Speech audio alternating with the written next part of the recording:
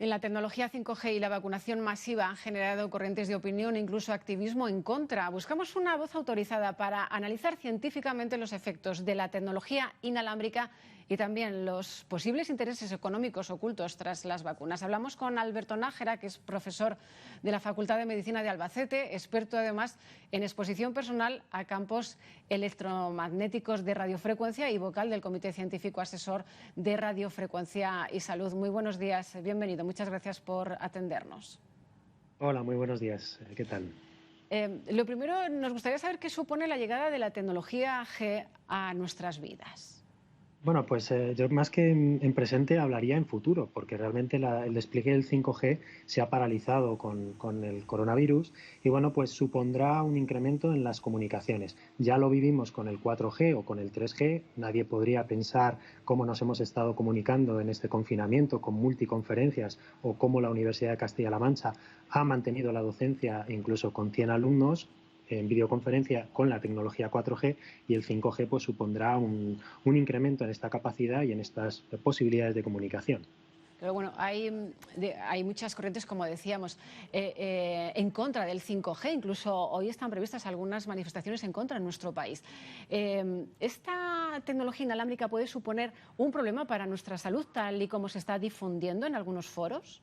Bueno, con cada lanzamiento de cada nueva generación de telefonía móvil, ya lo vivimos en el 3G o en el 4G, surgen voces en contra y además los argumentos que se están utilizando ahora con el 5G son muy similares a los que ya vivimos con el 4G y con el 3G.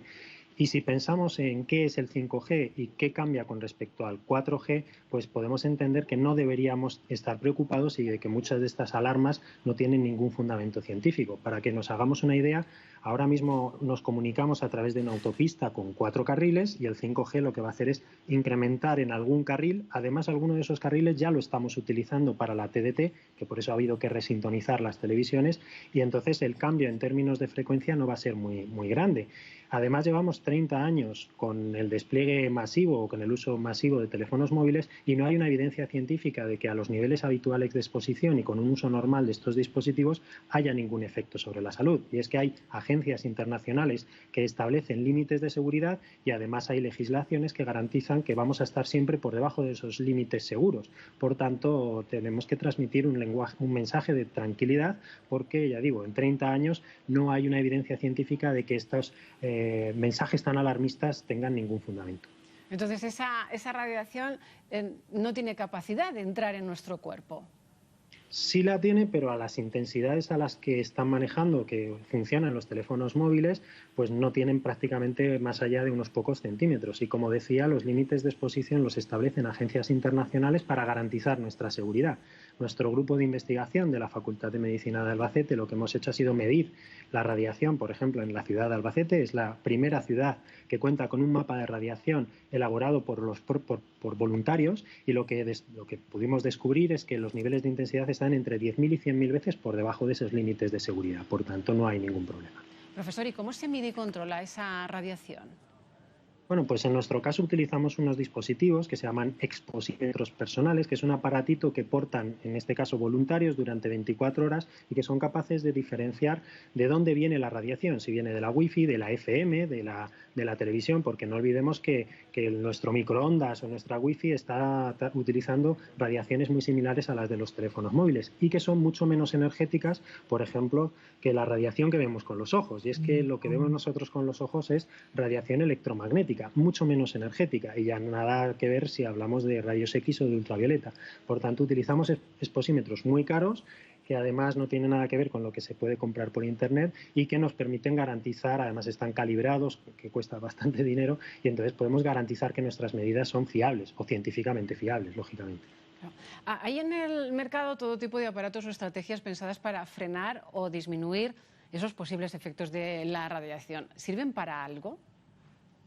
Pues cuando estabas introduciendo el tema, que hablabas de intereses económicos, yo cada vez que escucho los movimientos antiantenas o los movimientos anti-5G, pienso en todo el mercado que hay de pegatinas, cactus, dispositivos para frenar la radiación, que no tienen ningún fundamento científico, que son completamente innecesarios y que además no funcionan. Por tanto, hay un negocio, incluso gente que se dedica a medir Ya que me preguntabas por los equipos de medición, pues con equipos que no tienen ninguna fiabilidad, y yo creo que el objetivo está claro: infundir miedo en la gente para que se gasten el dinero en lo que no son más que simples estafas. Bueno, también se le ha atribuido al 5G incluso la capacidad para propagar el coronavirus. Sí, bueno, esta frase que surge de un vídeo que se hizo viral al principio del confinamiento, y es un señor que además tiene una larga carrera anticientífica, pues ha calado, pero es que esa frase tira por tierra leyes básicas de la física y de la biología. Para que nos hagamos una idea, como decía, la radiación de 5G. Al principio, que el 5G no está desplegado prácticamente en ningún sitio en España, en grandes ciudades, solo y además en zonas muy puntuales.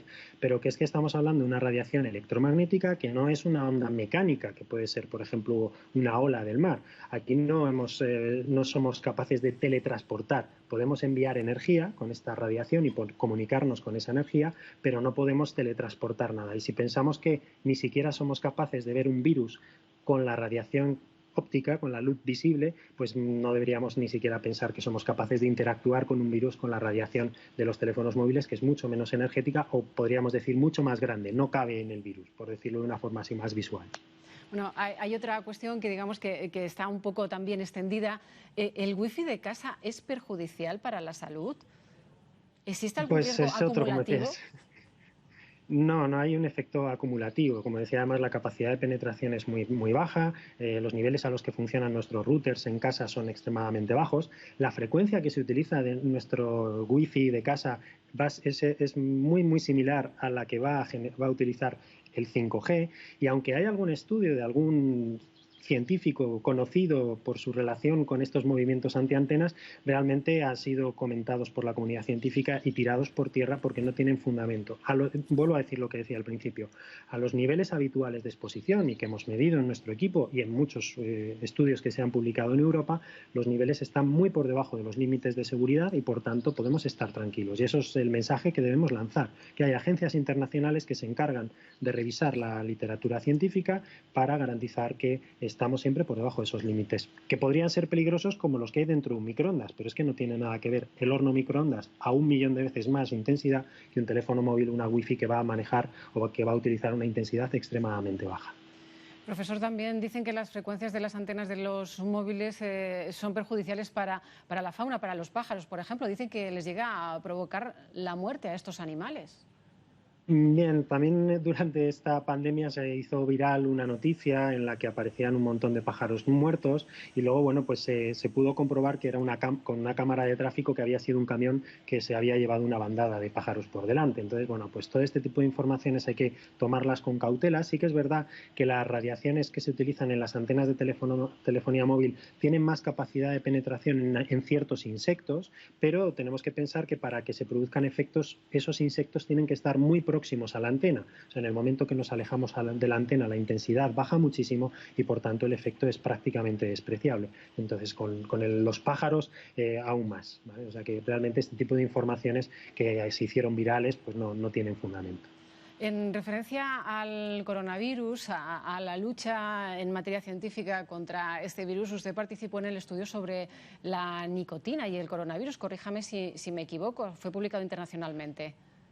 Sí, recientemente. Esto cambiamos de tema completamente y ha sido una sorpresa maravillosa que hemos podido vivir en este confinamiento gracias a mi compañero Jesús González Rubio, que, bueno, pues por una casualidad que hicimos en clase, un ejemplo con los alumnos de primero de medicina, vimos que había una diferencia estadísticamente significativa con unos pacientes de COVID en China, y bueno, pues tiramos del hilo y montamos un equipo multidisciplinar con profesores de la Facultad de Medicina de Ciudad Real, con médicos del SESCAM y con médicos del SACIL, y bueno, pues empezamos a tirar del hilo. No hemos investigado los efectos de la nicotina, pero sí que hemos descrito que la nicotina podría ser una alternativa terapéutica, y lo más curioso de esto es que nosotros lo publicamos en Internet, no en un artículo científico, sino en un repositorio para científicos, y una semana después el Instituto Pasteur publicó algo muy similar. pero bueno, podemos decir que Castilla-La Mancha aquí estaba una semana por delante de París. Nosotros no hemos querido anunciar nuestra publicación hasta que no ha sido publicada en una revista internacional recientemente reconocida, y bueno, pues esta es una alternativa, es una hipótesis que debe ser comprobada y que nos consta que en los hospitales de París se está probando esta posible terapia con parches de nicotina, que esperemos que minimice, si es de algún posible, pues este efecto terrible del virus. Le voy a pedir opinión sobre las declaraciones de un médico italiano que trabaja en el epicentro de la pandemia en ese país, en Génova. Dice que el virus desaparecerá antes de que se desarrolle una vacuna y cree que la mutación del virus se debe a esas medidas de distanciamiento y de hábito que estamos tomando para frenarla. Bueno, yo no me considero una persona autorizada para opinar sobre estos temas, porque ni soy virólogo, ni sé cómo está funcionando el virus en este ambiente, ¿no? Yo realmente este tipo de declaraciones que surgen de un investigador o de alguien por aquí, yo las tomaría con muchísima cautela y me remitiría siempre a la Organización Mundial de la Salud y al Ministerio de Sanidad, que deberían ser nuestras fuentes fiables de información, y todo este tipo de publicaciones o de declaraciones tomarlas con cautela. Sí es indiscutible que el distanciamiento social debemos mantenerlo. Hemos visto imágenes terribles de insolidaridad y de irresponsabilidad. Mi mujer es enfermera en urgencias en el Hospital de Albacete. Han vivido una situación horrorosa y les genera ansiedad ver lo que se puede reproducir, y de verdad a todos los castellanomanchegos está en nuestra mano parar el virus, y la mejor manera es el distanciamiento social y la responsabilidad. Es fundamental que nos tomemos esto muy en serio, porque el virus sigue aquí y podemos sufrir un rebrote, como habéis comentado a lo largo del programa, en cualquier momento, y no podemos jugárnosla y volver a la casilla de salida. Sería terrorífico para la economía y para la sociedad.